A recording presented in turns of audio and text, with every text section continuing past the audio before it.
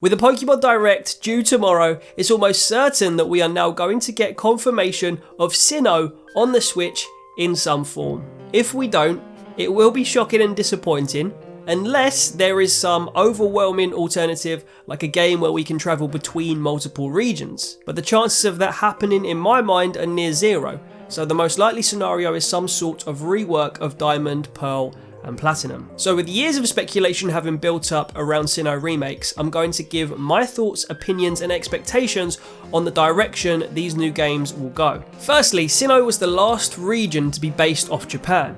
It was also the region where worldwide connectivity was introduced to the Pokemon franchise with the introduction of the GTS and supporting Wi-Fi battling and trading. It had one of the biggest jumps in graphics we've seen between generations, moving from the Game Boy Advance to the Nintendo DS and emphasising that 3D feel, which at the time felt radically improved.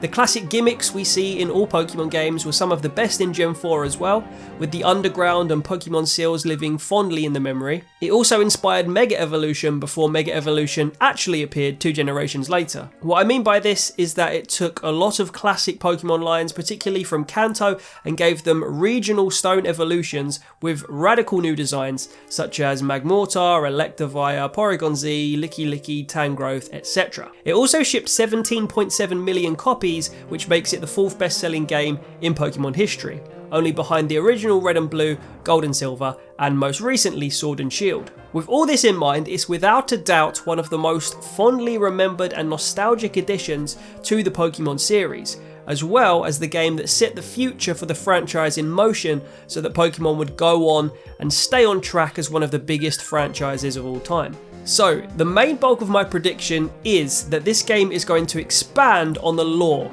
Lore is the glue that holds together the biggest franchises. You see it with Star Wars, Marvel, DC, Game of Thrones, Harry Potter, Middle-earth, the list goes on. Every time there's a new installment or hype around one of these franchises, people want to know which character is more powerful, where did that character come from, a prophecy, an origin, a meaning behind it all. This is the most interesting part of a huge franchise for many people and something that fuels conversation and keeps people talking. More recently, Pokemon have tried to expand on their lore. In fact, Sinnoh was one of the first regions where the lore was actually quite a focal point behind not only the story, but even the Pokemon designs and the region itself. Gen 4 felt like they were really trying to begin building a universe with more elements and more mystery. They had already begun doing this before with things like the mystery of the Regis in Ruby, Sapphire and Emerald, even Celebi in the forest in Gen 2, but Gen 4 really did feel like a breakthrough point. Until Gen 4, for example, we assumed that Mew was the god of all Pokemon, as we had previously learned that Mew is basically the origin of Pokemon DNA.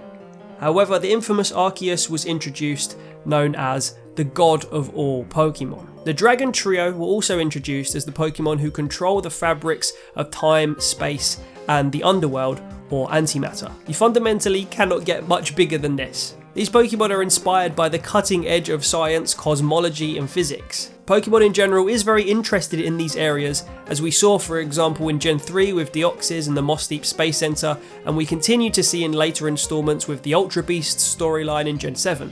But again, Gen 4 is where this first really materialized and became a conceptual focal point realized on a big scale. There were limitations on this though. Firstly, the hardware of the Nintendo DS itself did not lend itself visually to a concept like this. Whilst what they achieved with Gen 4 on a handheld console was brilliant and actually did look good, there's so much more potential there. In 2021, you can't help but feel that with the Switch as the hardware, they're really going to blow us away and push on with some epic moments like the Eternatus battle in Sword and Shield or the Ultra Necrozma battle in Ultra Sun and Moon. But back to the point, Arceus is the god of all Pokemon. As the god of all Pokemon, Arceus has been massively underutilized in game. Despite having the grandest title of all Pokemon, back in Gen 4, you actually needed a special in-game item achieved via an event in order to even encounter it. Without this, Arceus was just another myth that people spoke about, or something you had to hack the game to realise. You had the same sort of situation with Mew, Celebi, Deoxys and Jirachi in previous games. Back in 2006, the internet was established, but the digital age had only just begun to emerge. People were only just starting to become aware on a mass scale that if you were stuck, you could just look up how to proceed in an online walkthrough, via a YouTube clip, or even asking for help on a forum. Arceus was born in that weird stage where it was still a mystery, but everyone knew about it, because of the internet. And later, of course, the anime, but even before the Arceus movie, everyone who was interested in Pokemon had seen or heard about it, and most people had seen a video of the Azure Flute being used, the staircase at Spear Pillar, even though most people hadn't actually done it themselves. And it was the same with Darkrai, Shaymin, and some of the other mythicals in Gen 4. Now, whilst we know this, Arceus was the ultimate case of leaving something to be desired. I spoke earlier as well about the Dragon Trio, but really, it's a quartet. You only have to look at the design of Arceus' face to see this. Dialga, Palkia, Giratina and Arceus are essentially part of the same set, but we've not seen a whole lot of Arceus, ever, despite its implied importance. The others, meanwhile, have had entire games based on them. So I'm not sure exactly how they're going to release this game, and I would still probably hedge my bets that Dialga and Palkia will be the cover stars, but I really do think this time around that Arceus is going to be worked in, and not only worked in, but a focal point of the new Sinnoh story. So think back to X and Y, it felt like a modern reboot of the franchise, and by extension a modern reboot of the lore. X and Y, aka Generation 6, also contained the most recent remakes, Omega Ruby and Alpha Sapphire. One key point of those games was the Delta episode. People loved it.